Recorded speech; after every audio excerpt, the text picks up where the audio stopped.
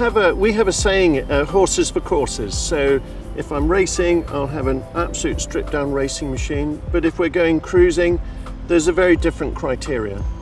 So top of the list has to be safety.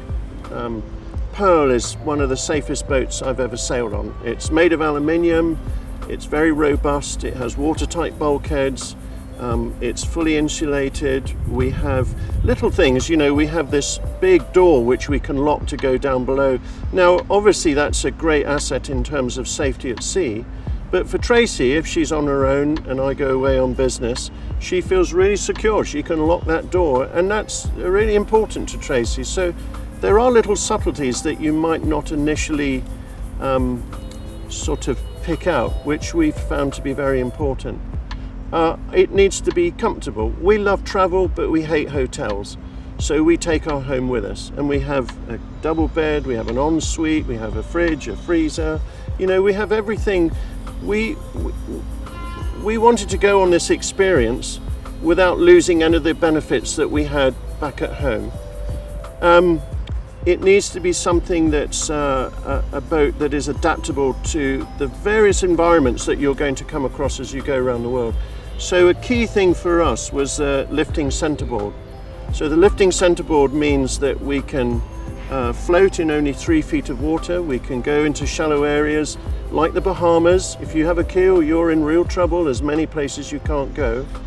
And in terms of safety, it precludes you many safe anchorages if bad weather comes in. We can dry the boat out if we want. Another big thing with the boat is there's lots of redundancy in it. You know, we have 2 rudders. If we lose a rudder, well, we just have the other one as an absolute backup. We wanted something that was, the ergonomics had been really thought through, so the 2 of us can sail the boat with absolute comfort. So what we said was, we want a boat that's big enough to go anywhere in the world, but small enough to manage on our own. So then we wouldn't be reliant on crew. We're big enough to take crew if they want to come, but we're not beholden to others. And 45 feet seemed to be the optimum size for us. One of the interesting things about the Garcia is its DNA comes from Jimmy Cornell, who's one of the world's most famous cruisers. He's cruised around the world 3 times, but he did a forensic survey of 1,500 Bluewater cruisers, and all of that information is the DNA that lies within Pearl of Penzance, and it is fantastic.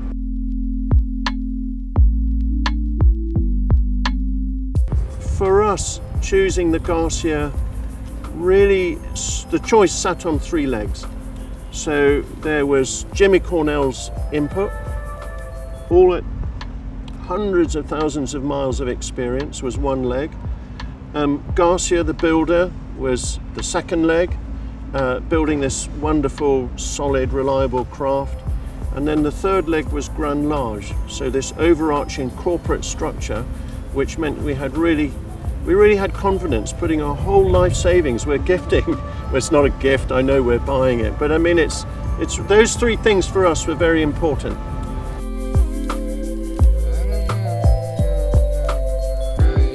Our record speed is 18.6 knots, believe it or not. And that was surfing down a wave in the middle of the Atlantic on a lovely morning, blowing 30 knots, having breakfast on our table in the cockpit, and she just took off and gracefully went down this wave. And we only realized the speed because I glanced at the log. And this is what you want in a cruising boat, is a safe, strong boat with a good average speed that'll get you to where you want to go.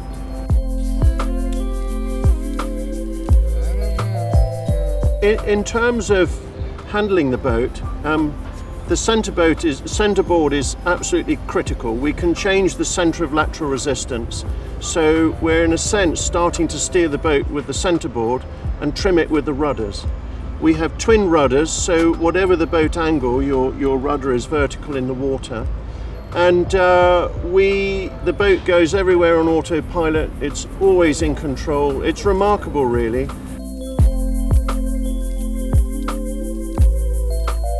What would we change on the boat? Well, I can honestly say very, very little. And that's thanks to this input from Jimmy Cornell and all those 1,500 interviews. So things we would change would be the catches, the draw catches, which have since been changed anyway. We increased our solar panel capacity, and I put a rack on for my paddleboard. Beyond that, I don't think I'd really change anything, and I think that's what you're buying with a Garcia, is you're buying those hundreds of thousands of miles of experience, and there's no need to change it. In fact, you're foolish to change it, because there's a very valid reason as to why it's in there. So it's embarrassing. People say, what would you change? And I really can't think of much.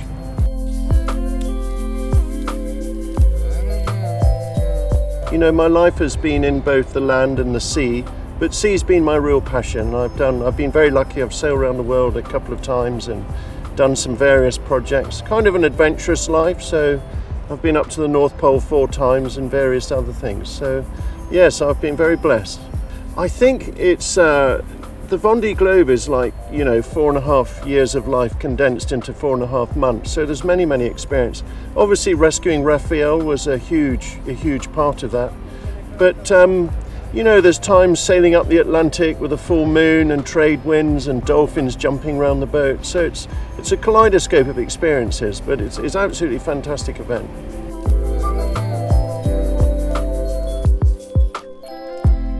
Yes, well, I'd always felt as I rushed around the world racing and seeing these amazing places that it was a tragedy. So I decided that when I hang up my racing boots, I'd go around the world slowly and explore the world. And so life goes on. I eased up on the racing, the children left home, so Tracey and I decided this would be an opportunity for us to go and have an adventure together. So it's been absolutely fantastic. It's great when the kids leave home. But although this is us sailing around effectively two-handed, we see it as a family adventure, and the children can join us at any time. And so it's opened up a whole new chapter in my sailing life, and it's absolutely fantastic. It's a different ratio. I think the rule of thumb for cruising appears to be about 20% sailing and then 80% enjoying the destination. So it's quite different, but yeah, we absolutely love it.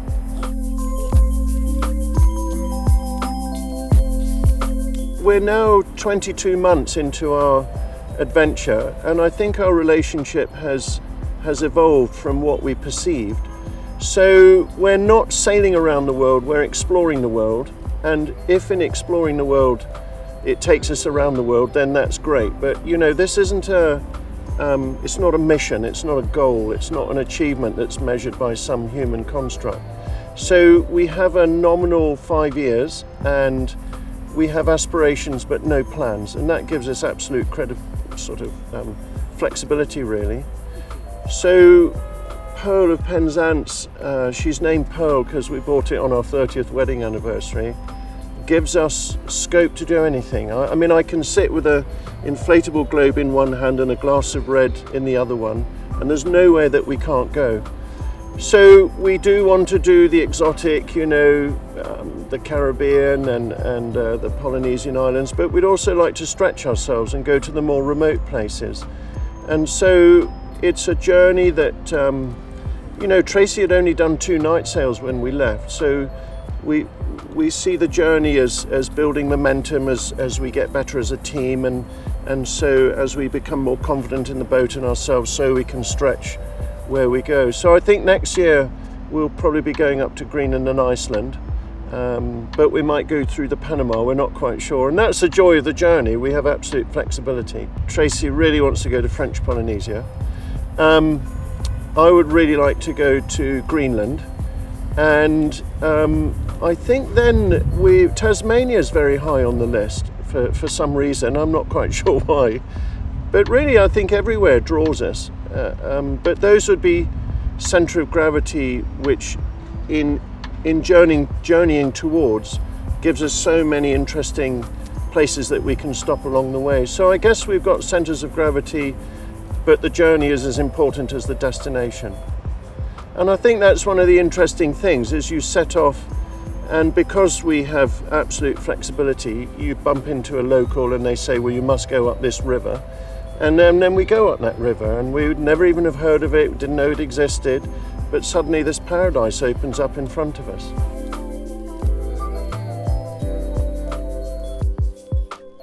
Yes, it's very interesting, this this approaching.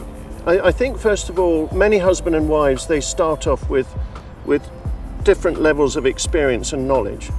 And we have a saying in the military that knowledge dispels fear. So I think one of the first things is to gently bring that knowledge up, and so with that comes confidence. I mean, there's a number of things I think are important. One is, it is a partnership, so talk. And really don't presume that you know what your partner wants. Really sit down and talk, and they'll want different things from you. I think, remember, it's a partnership. A lot of men turn into this Attila the Hun as they become a skipper, which is completely inappropriate. I think for the wives, have a safe boat. First of all, have a comfortable boat. It is a home, and let her make it a home, you know. I think also to remember that it's not a traumatic, you know, you're not cutting all your ties off with the world and your family and your children. It's quite the opposite. I think it's your trip, so make sure that you have the budget to fly home whenever you want.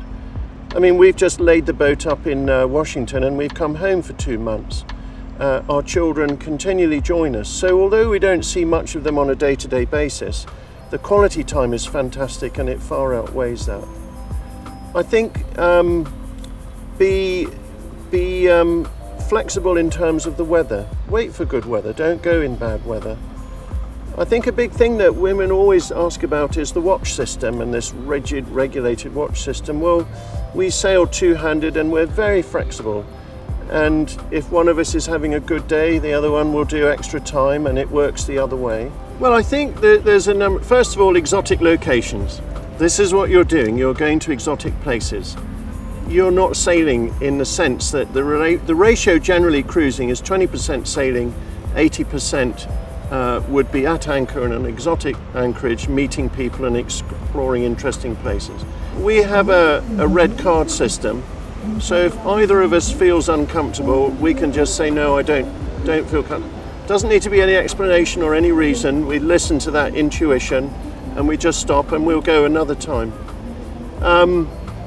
I think also you don't have to do the whole thing. If you don't want to cross the ocean, don't cross the ocean. Let the boat go and meet it on the other side. Have a safe boat, have a comfortable boat. And enjoy it, you know. It's a fun thing to do. It's not this great endurance that you have to endure. It expands your life. But because we were patient and we gave ourselves time to grow and nurture this thing, it's very precious. Rather than rushing into it and it becoming this nightmare of fraction and worry and fear, you just don't need that. So it's your trip. You do it as you want. I think another thing we've learned is that it's worth, over time as you settle into the trip, is each of us now own particular areas of the boat. Now it's our responsibility, and we just get on with it, and Tracey has her area of responsibility and she gets on with it. So what that does is two things, is it halves the load, but it also gives responsibility and a real part of it, you know. So I think, you know, when we get back and we finish this trip, whenever it is, Tracey can honestly say, if I wasn't on that boat, it would have never done what it did, as can I. And so, you know, be a part of it, own it, enjoy it.